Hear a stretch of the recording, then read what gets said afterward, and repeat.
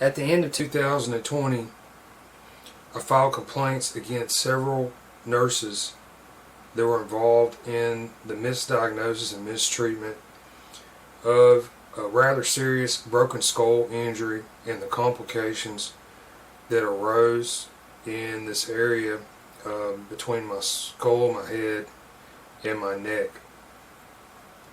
And I had this injury from 2018, and I was repeatedly misdiagnosed, mistreated in several emergency room visits, mostly dealing with St. Vincent's East Hospital, Birmingham, Alabama, Ascension. The wound got worse over time. About a year after the initial injury, the wound became infected and infested with parasite worms. And you had a real hard time getting any medical professional to give this thing the proper amount of treatment. I had the misfortune of almost every doctor, nurse, hospital, etc. that I went to with this, they ended up screwing this thing up. They screwed up. They didn't do their job, either through negligence or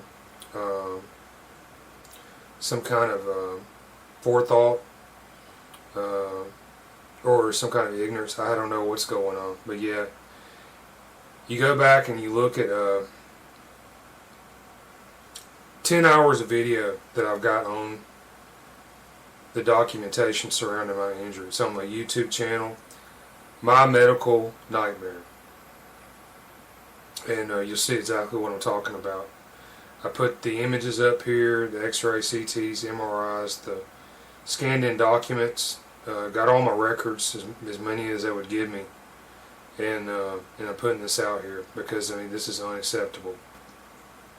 And this is a letter I received dated March 12th, 2021, signed off on by Peggy Sellers Benson, Executive Officer, Alabama Board of Nursing. Alright, so I filed a complaint against Nurse Kimberly Burns, who I saw in the emergency department of St. Vincent's East Hospital, Birmingham, Alabama, Ascension. And this was on April 22nd, 2019. But I received this letter, and it says, "This is advised you that the investigation regarding the above referenced licensee of the Alabama Board of Nurses has been completed. Based on the evidence available to the board, no probable violation of the Nurse Practice Act could be substantiated. Thus, this case has been closed without any disciplinary action." Alright, so Peggy Sellers Benson and the Alabama Board of Nursing. Yeah, following this, I cannot trust any licensed medical practitioner, nurse that's been authorized or sanctioned by this body, Alabama Board of Nursing. So that goes for every nurse in Alabama, basically. I cannot trust them after this experience that I had, because you know, you look at this case that I'm about to lay out here, and I think you'll see that my claims that had merits, they have standing, and they're valid. For them to dismiss this, it's unfair.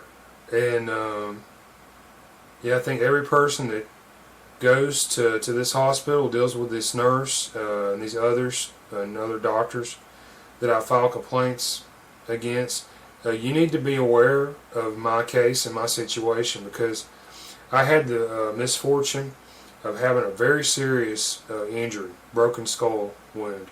Went to the emergency department, and I believe I was patient dumb. This was a violation of EMTALA, E-M-T-A-L-A. It's a United States federal law. When you go into the emergency department in a hospital in the United States of America, they're obligated to treat you based on your injury. I believe that St. Vincent's East Hospital, Ascension, They used misdiagnosis to avoid complying with this law. This is a very serious situation. Yeah, I could have died from this.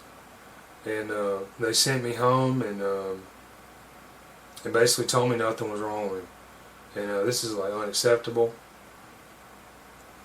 I could have easily died from this, and I almost did several months later as this got worse and worse. Finally, I had to figure out what was wrong with me on my own, and I had to take some drastic measures and steps to save my own life. So here's my armband. I still have my wristband from my visit, 4/22/19, St. Vincent's East Emergency Department. Okay, I have they gave me business cards when I went here.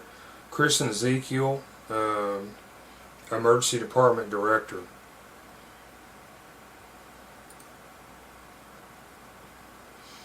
And so here's the cover page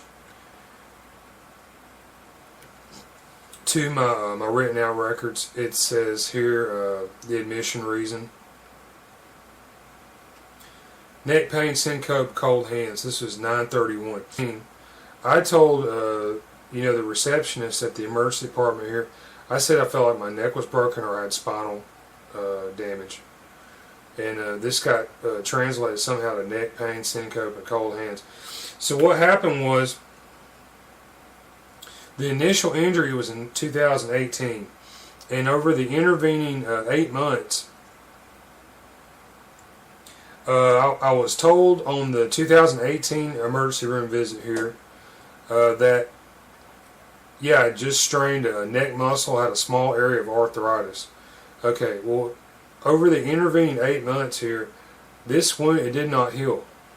And it got worse and worse and worse until at this point in April, yeah, the pain and the symptoms here, they got so bad I had to go back to the emergency department. I felt like I was dying.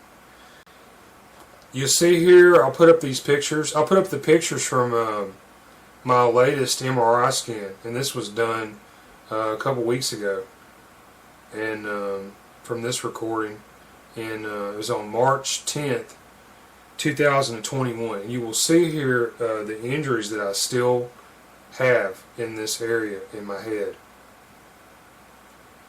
So there's a lot of images here, and I've circled the area of concern for your benefit. You want to know what this injury is and where it is. I have circled it for you.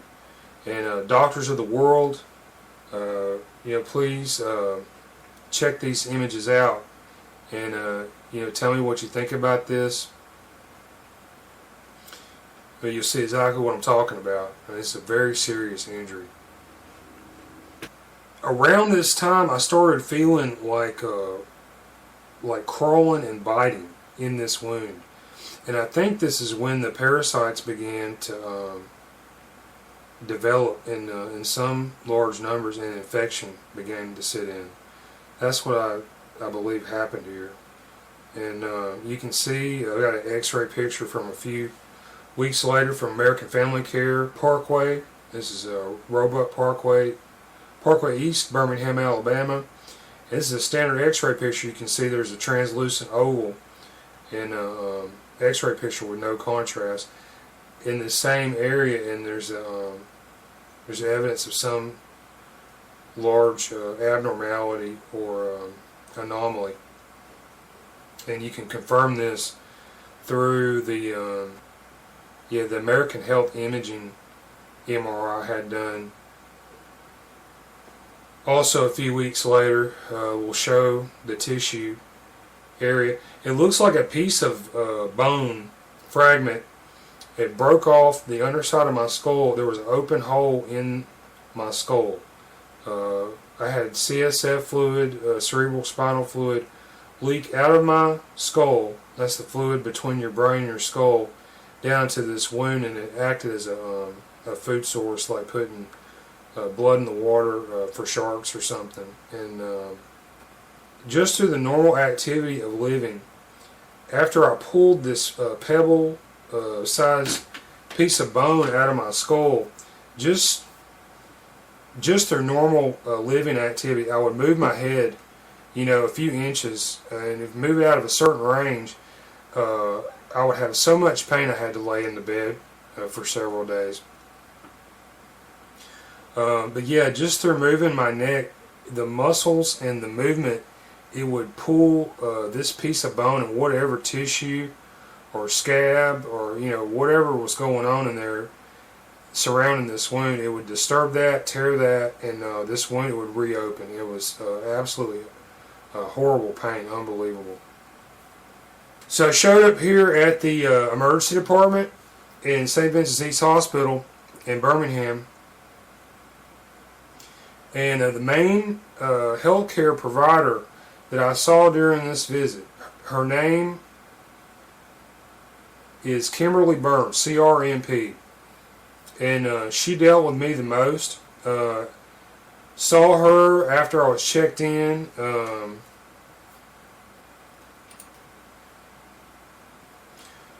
Was taken back to a small room and explained to her my symptoms, and she recommended that I undergo a computed tomography CT scan without contrast, and this was done on the area of my head, my skull, and my neck, cervical area. And yeah, I expected like some really bad news from this thing, but